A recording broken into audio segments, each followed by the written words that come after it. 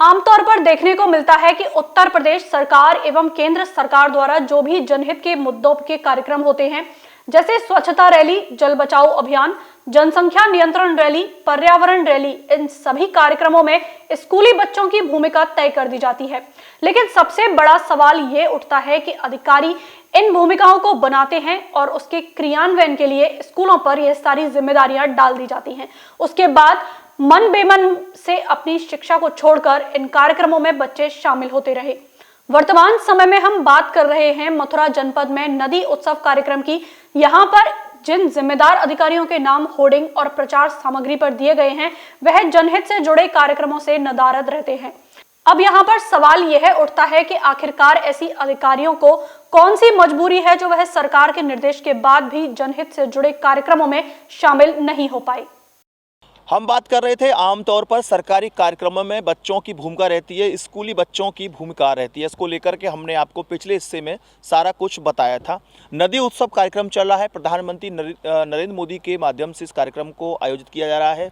उत्तर प्रदेश सरकार आयोजित कर रही है। इसके साथ साथ मथुरा जनपद में भी विभिन्न विभाग इस कार्यक्रम को आयोजित कर रहे हैं। माध्यमिक शिक्षा विभाग की बात करें, पूर्व में एक दूसरे विभाग द्वारा भी, यहाँ मुख्य विकास भवन द्वारा भी इस को किया गया था। इसके साथ साथ यहाँ पर अधिकारियों ने जिम्मेदारी ली। इसमें डीडीओ महोदया जो हैं उनके द्वारा जिम्मेदारी दी गई है। मुख्य विकास अधिकारी भी इसमें शामिल हैं। इसके साथ साथ अन्य अधिकारी हैं।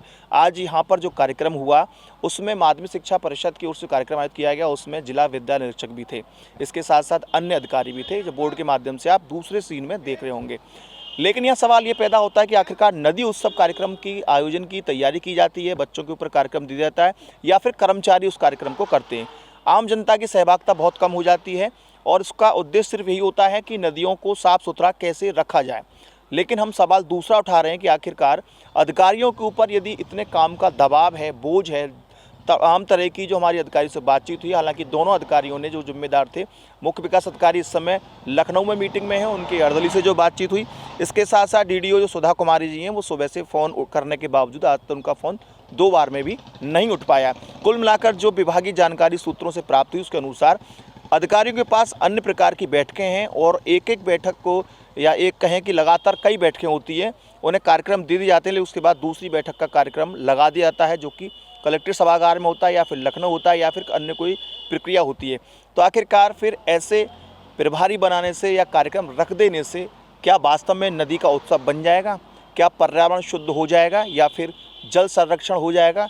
ये सवाल है, शायद ये आपको अटपटा सा लगे, लेकिन इतना तो हम साफ तौर पर कह सकते हैं कि ऐसे कुछ करने से, केवल कार्यक्रम की मात्र खाना पूर्ति करने से ना तो जल बचेगा ना कल बचेगा। अपने साथी संतोष के साथ रवि यादव।